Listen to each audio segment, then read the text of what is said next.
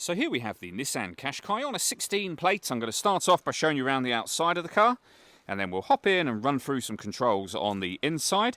From the outside you can see it's a 5-door car with alloy wheels and tinted windows. Let's start off inside the boot area first of all. As we approach the back of the car, you can see we have reversing sensors. This car's also got a 360 parking camera, which I'll show you when we run through the controls. Plenty of boot space as well, along with that 60-40 split folding rear seat. You can also increase the boot space further by lifting, and if you wish to, removing these two tray sections. Okay, so we're just going to work our way back around to the front of the car, and then we'll hop in and run through a few of the controls on the inside of it from there. Just briefly before we climb in, I think it's well worth seeing the interior from this exterior point of view. There's plenty to run through on the dashboard, so let's hop in and we'll do that now. Okay, now that we're inside the car, we're going to start with the dials. So on the left-hand side, we have the rev counter and coolant temperature gauge, and on the right-hand side, the speedometer and fuel gauge.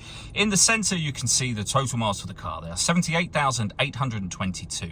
Above that, we have a digital readout for the speedometer. You can change information that's displayed there using buttons on the steering wheel, various bits of car trip computer information. If we back out to the steering wheel, the button in question is just here. We have our stereo controls beneath that. Over on the right hand side we have cruise control, speed limiter and your phone controls. You can only use your phone controls after you pair the phone up to the car, and that is done by pressing the phone button just up here, then using the touchscreen to hit connect, and then you'd pair a new device, which we're not going to do at the moment, of course. We have our radio up here as well. You can see this car's got DAB, FM and AM radio. If you want to listen to your own music, you can do so via the CD player. We've also got Bluetooth audio and auxiliary inputs as well. So plenty of ways to listen to your music. There's also a USB input. You can plug a device into that should you wish to.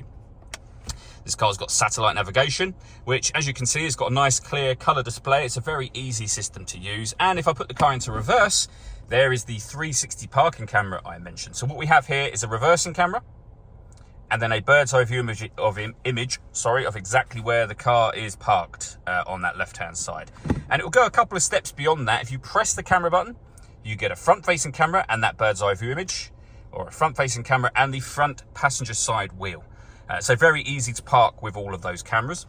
Below that, we have dual zone climate control. You can adjust the passenger and driver temperature.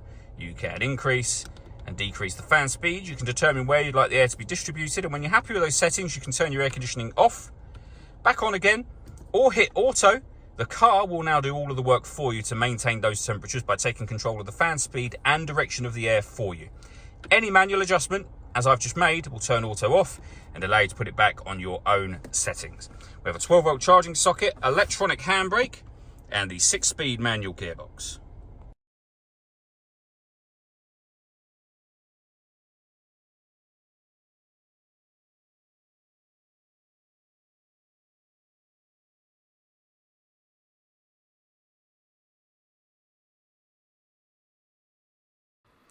All that leaves me to say is thank you for taking the time to watch this video. If you'd like to come and see the car in person and have a test drive, please feel free to give us a call here at Surrey Specialist Cars.